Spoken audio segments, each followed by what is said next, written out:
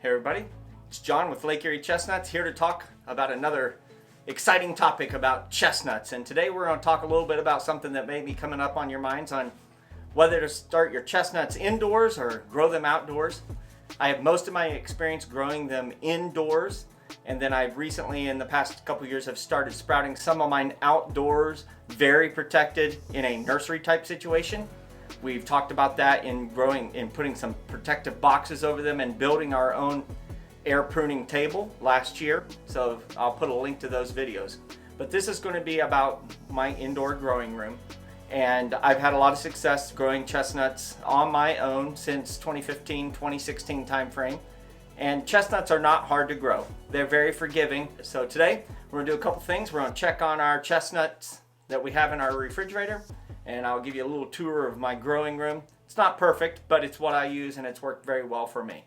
I want to say a special thank you to Mitchell Blackston. He had a very prolific American persimmon, and he sent me thanks for some of my videos, and as a thank you present sent me a lot of persimmon seeds. American persimmon, very prolific. So Mitchell, I want to say thank you for sending those.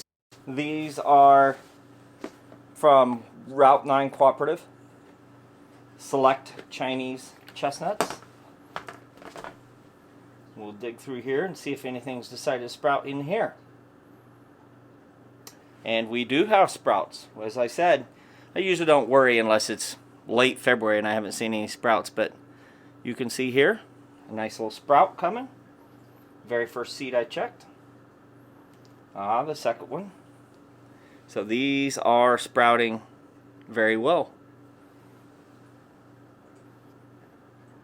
Now here, let's zoom in here just so you can see what you're looking for.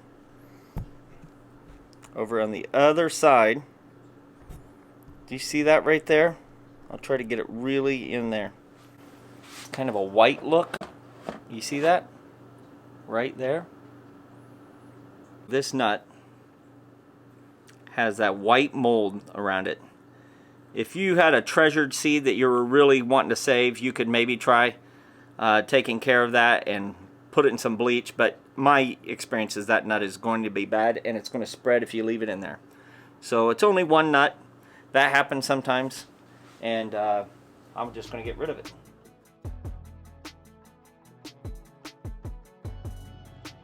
So I always check every spring.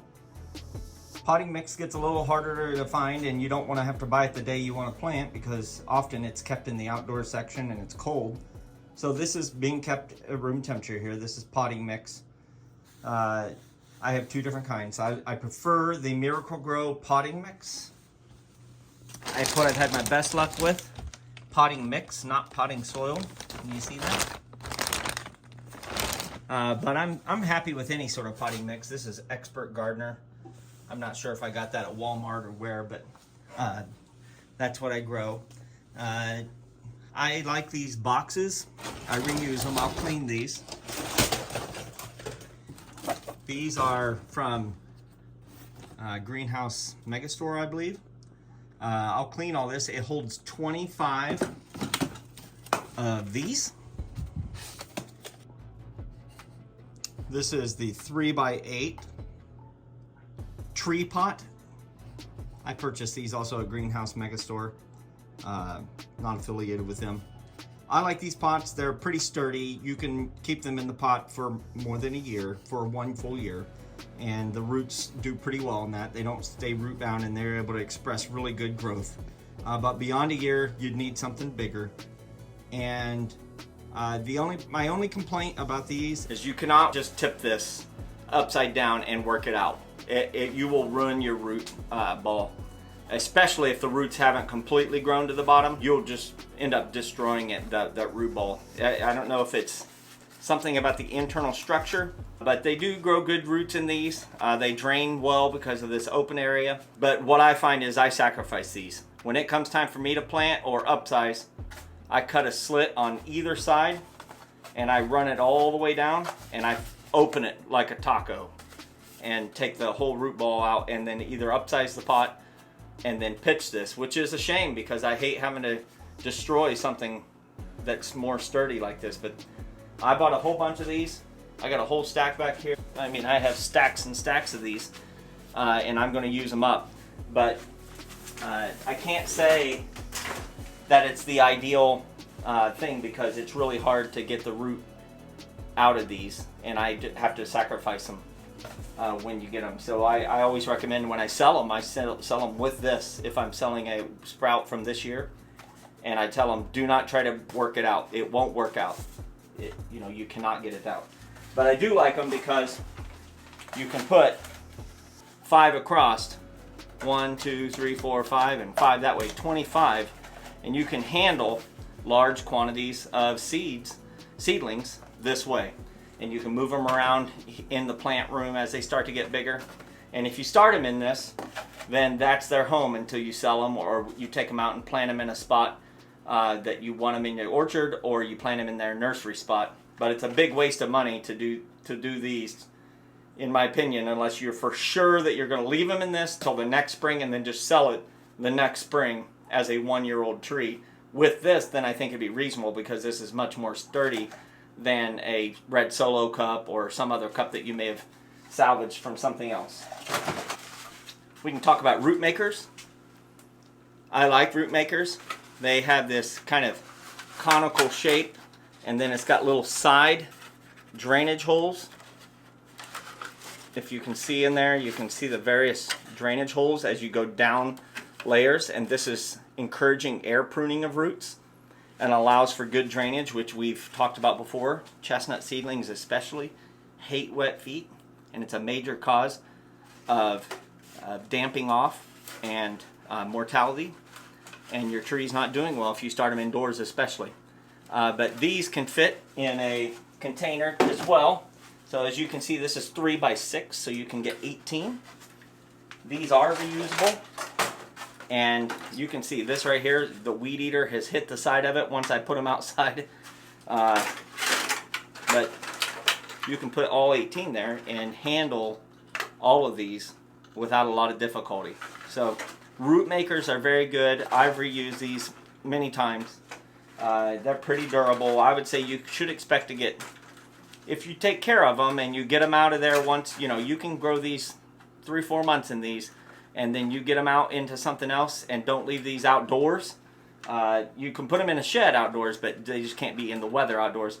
I think you can get 3 or 4 years. I've owned these for at least 4 or 5 years. I think root makers are worth the money, but they do cost a little more on the up front. And as you can see, this is a little less durable than the container here. That is much more durable when you're carrying, and you can get a little more root growth out of the 3 by 8 tree pots.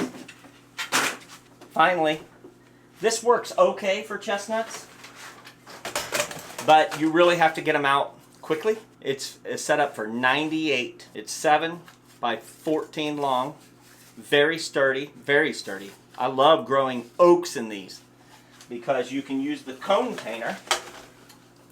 This is a cone tainer. This only has maybe 1.5 inch opening. It's got a couple spots at the bottom. You can get the plant out of these and reuse these time after time. They fit here. They have little ribs there on the side. Those ribs catch and hold it right there, and that keeps it short, keeps it out of the water if there's water on the edge. And you can put a lot of seedlings indoors, especially starting in this way. I love growing oaks using this for cone tainers. I've done chestnuts that way, but you've got to be prepared. At about no more than 1.5 months, 2 months, you've got to upsize them, usually to a 3 by 8, or get them outside to where in your nursery where you're going to grow them, and then maybe make them bare roots for the next spring. So I think out of all of these, for oaks, which I've grown English white oaks and sawtooth oaks, I love the cone tainer with the 98 holder. Very solid. Greenhouse Megastore has been great for that. I think the root makers are very good, but they're a little more cost intensive when you first buy them, but they do last 4 or 5 years. And the trays are a little less sturdy than I would like, but they do hold up. and they do the job. And then I do like the tree pots, but I just don't know if they're worth it. I've looked into tree bands, or band pots, I think, but I'm not sure what I'm going to do. You know, I do like the ability to carry 25 things in a tray, move them around, and I certainly have plenty of the tree pots right now, so I'm going to burn those up, and then I'll come up with a plan after that. But this is the growing room and the pots I like to grow it in. Now, the next thing I like to talk about is the lighting. I use just regular fluorescent lights for my main starting, and it seems like it's done okay, but I will admit that it may contribute to my problems with hardening off later with my chestnut trees. These use T8 lights. I think they're growing like on the 6500 Kelvin, something like that. Some of them are made for growing plants, it says, and then others are just regular lights. That's the main part that I use, but I did splurge a few years ago and bought this Hydroplanet. The Hydroplanet has much better lighting. It's got significant reflectors. It's got a total of 8 lights. I've never had to replace one of the lights. I bought this off of Amazon, and it's got ratchet straps that I can lower it. It puts much more heat off. I can adjust the lighting pattern. I do believe it's made a difference, but I found that I have to keep at least a foot or a foot and a half off, otherwise it will burn the leaves. But it does give a lot more sturdy plants. They're a little shorter, but they're much more robust, and they do seem to harden off easier. I have it all on, this is a temporary thing that I threw in here. It'll be more formal here, but basically a multi-switch. No, I can turn everything off with one, but what I do is have the whole thing set up on a timer. And I give them 18 hours of light every day. Another thing I use is a heater. Some have, I like the ones with a dial, and I do have one with a dial where I can kind of adjust the temperature exactly. But I've used this one before, and I set the temperature no higher than maybe 65 or 70. And that's just to make sure, because I am in a basement, that the temperature stays somewhere between 70 and 80. It might do a little better if it was 80, but keeping it 80 seemed to make my electrical outlets a little warm after burning all these lights in addition to a refrigerator and other things. So I didn't want to overload the circuit, and so this also is helpful in that it has a fan, and that fan helps move the air around and circulate it and keep it from getting as much damping off.